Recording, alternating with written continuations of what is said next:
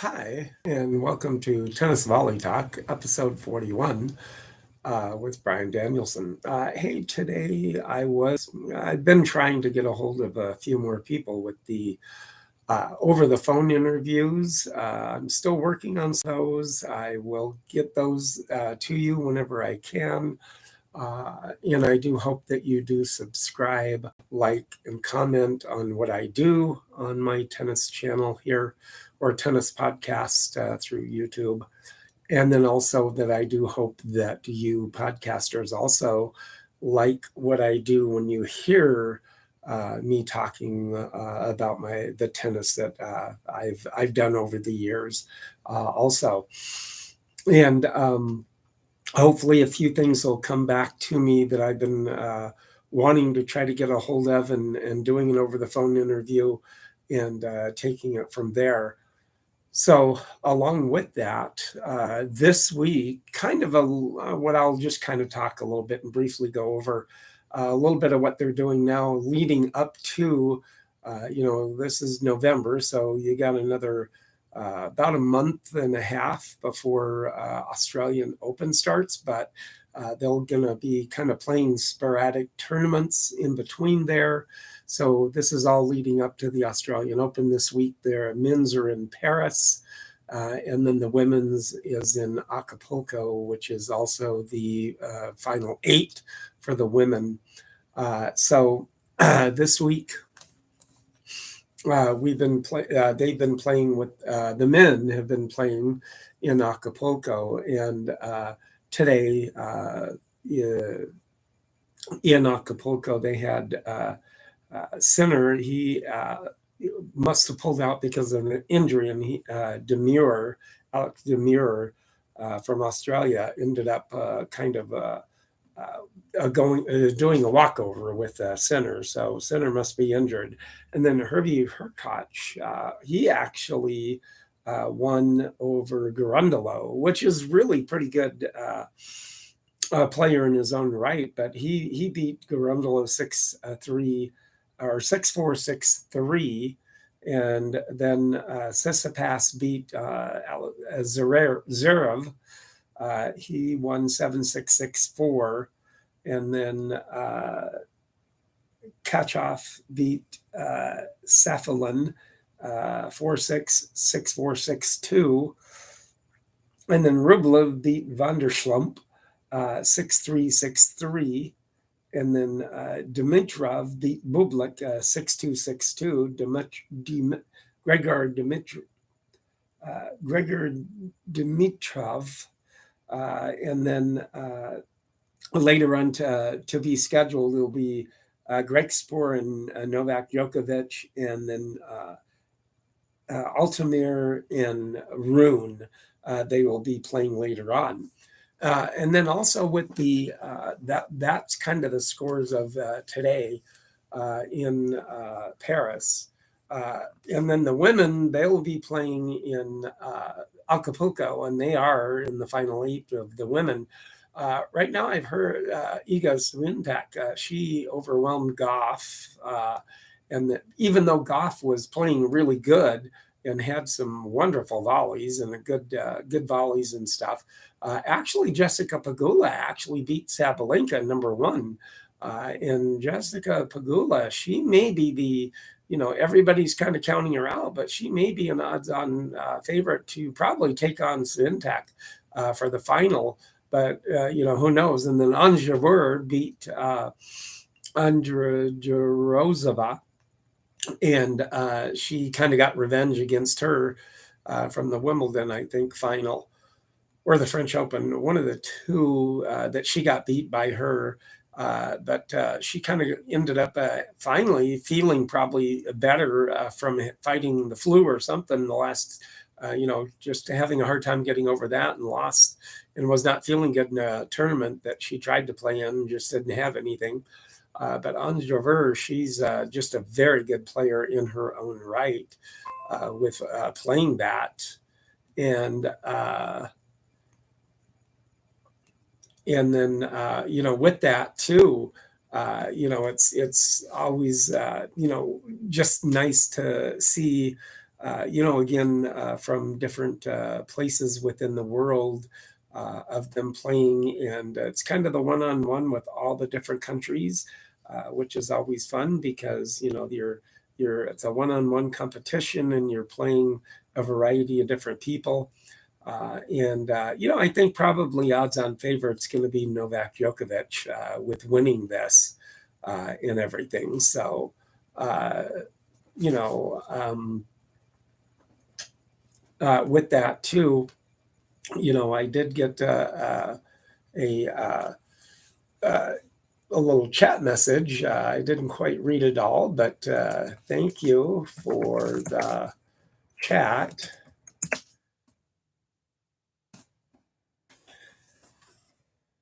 And then hopefully, now it did something about whoever hit me there just a second ago was talking about something that used to start and they started playing tennis in their backyard or something.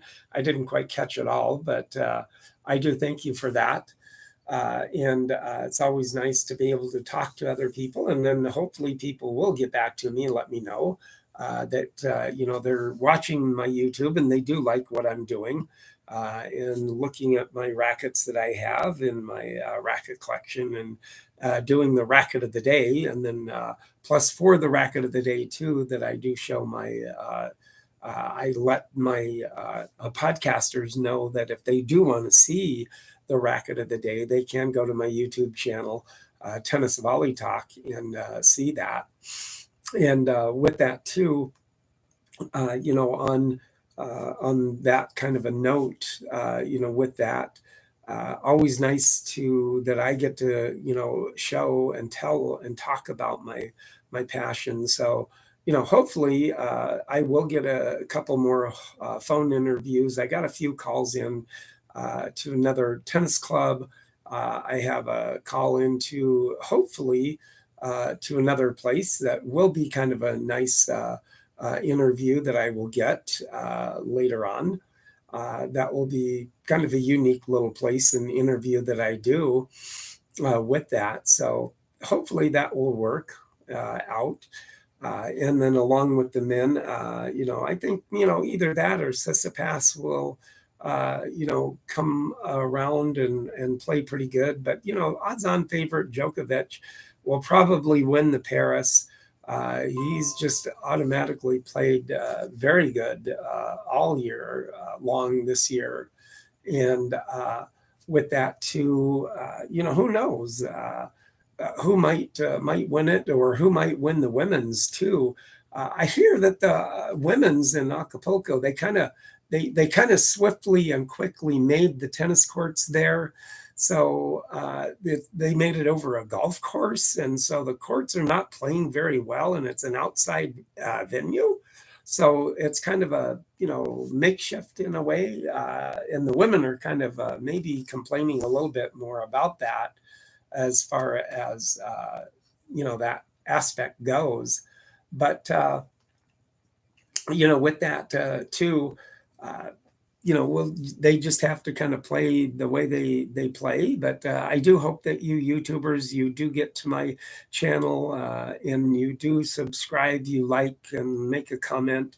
And also, you podcasters, for looking at the racket of the day, if you do want to see that, then you can also go to the YouTube channel and look at the Tennis Volley Talk on my YouTube and see what I'm talking about whenever I do talk about racket of the day, which I do like doing racket of the day because not only do you get to see an old racket, but you also, get to learn a little bit about the history of the manufacturer too of that particular racket, which I do like doing and showing and letting people know about that aspect of it. So yeah, with that too, in that respect, I just hope that you will continue, and let me know too if you do like the phone over the phone interviews. And I'm kind of in the process of trying to learn a little bit more about streaming, but I haven't got there yet. So that's why I do the over the phone interviews, and then I pause, let you listen to it, and then pause and let you know where I was in my tennis career, in that respect too. So yeah, just let me know about that, uh, how you like it, or what you want to see from me, or if you do like Racket of the Day, let me know that, because I do like doing Racket of the Day too. For that aspect of it. So with this today, that's about all I have with any of the tennis today. But anyway, with the racket of the day for you podcasters, this racket here is an AG Spalding racket. Now, AG Spalding was founded in 1876 and later became A.G. Spalding and Company Sporting Goods. Started out with the founder that did this, and he was a baseball player at one time. So mainly in the sporting goods business within A.G. Spalding, they did baseball uniforms and did baseball gloves and balls and stuff of that nature back in that time of this time. Now, this right here, this racket here is called the Greenwood racket. Now, this racket was made anywhere from 1873 to 1938.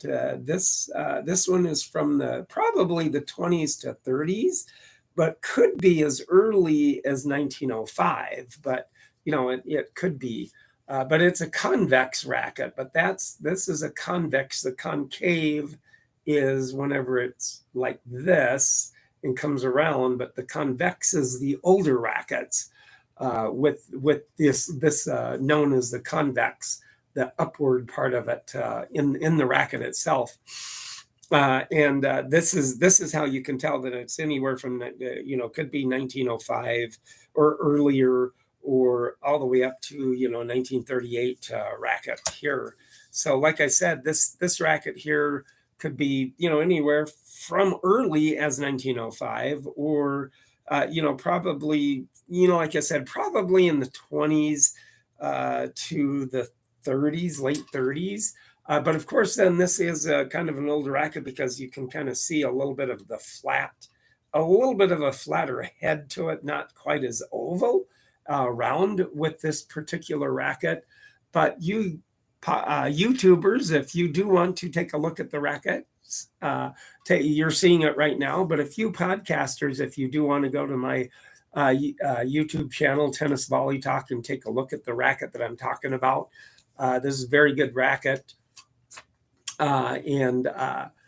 It's this racket here is also, it looks like it was kind of a newer strung racket with more of a nylon, newer strings with it, not the gut. So it's always nice to have the original gut strings for a racket, even though if they're broken, you still can have those as a nice, with the strings. It's always just nice to have the old original strings in the racket.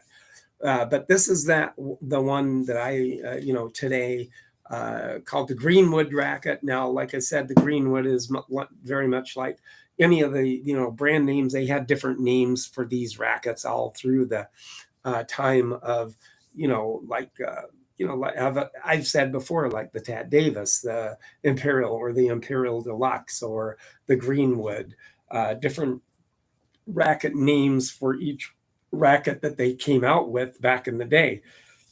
But then again, this racket is a very good shape racket all the way through. You can tell that, with the brass screw in it, that it is an older racket with the brass screw. And then also, for being the convex, where the throat of the racket goes up, and then it doesn't go around and down in making a full oval, which would be a concave racket. The convex goes kind of up at the throat, and kind of a rainbow kind of a look to it in that respect, with that kind of a racket. So you podcasters, if you do want to take a look at it, it is on the YouTube Tennis Volley Talk, and please subscribe, make a comment, let me know what you think about what I do with the racket of the day, and with talking about the tennis around. the world today, and also, with the over the phone interviews for now, because I do like doing those, and I've had a few that have been pretty good on my podcasts. And then you podcasters, subscribe, like, and comment of what you do like, and I would appreciate that. Just let me know. And so another one from last podcast I did get a comment, and I did appreciate that very much.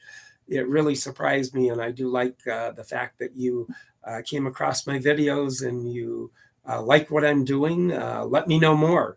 Let me know if you can find people out there that might want to be on a phone interview with me about tennis and how they grew up playing tennis and where they might be at, or even like a phone number or an email that I can get that they can call me from a tennis club in a foreign country. Who knows?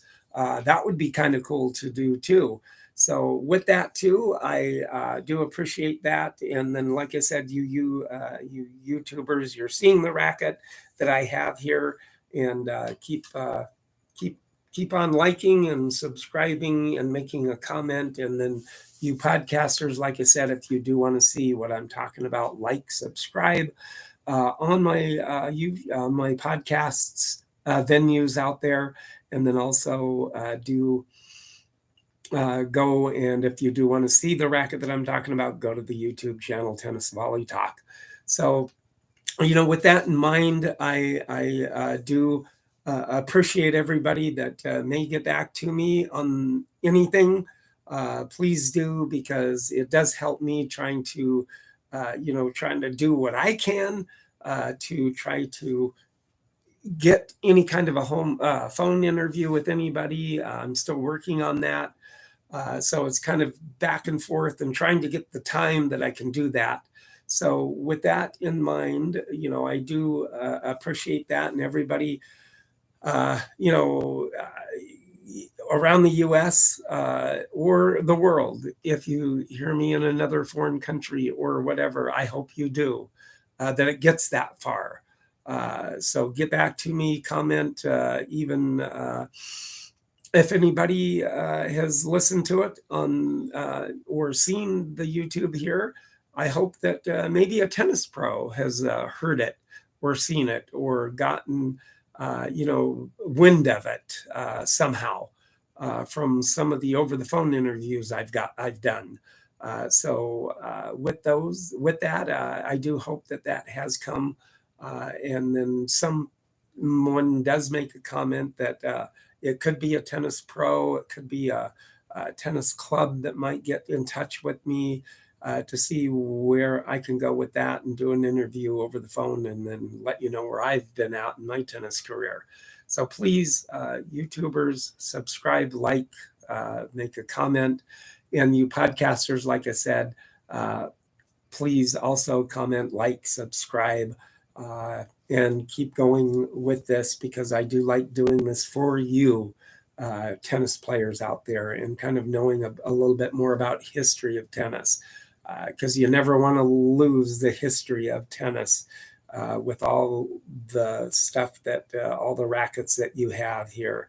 With that one right there, I think is a Montgomery Ward racket from Montgomery Ward, the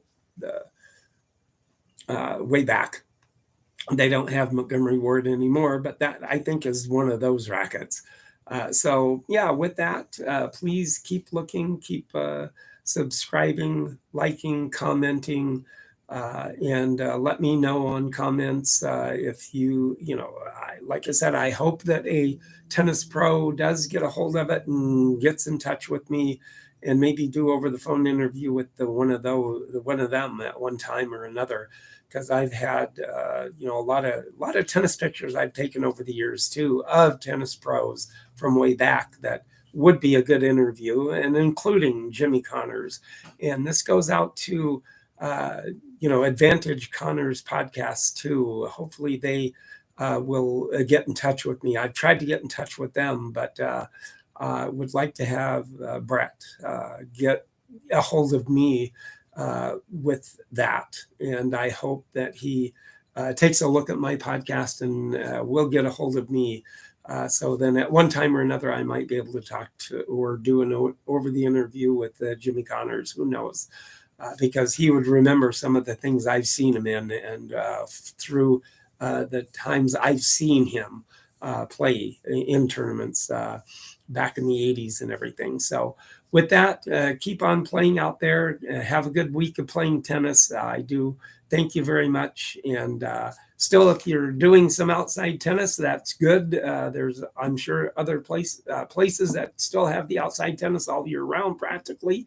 But here it's starting to go inside. So I thank you very much. And everybody, you have a nice week in playing tennis. And I thank you very much. Have a great week, everybody. And thank you so much.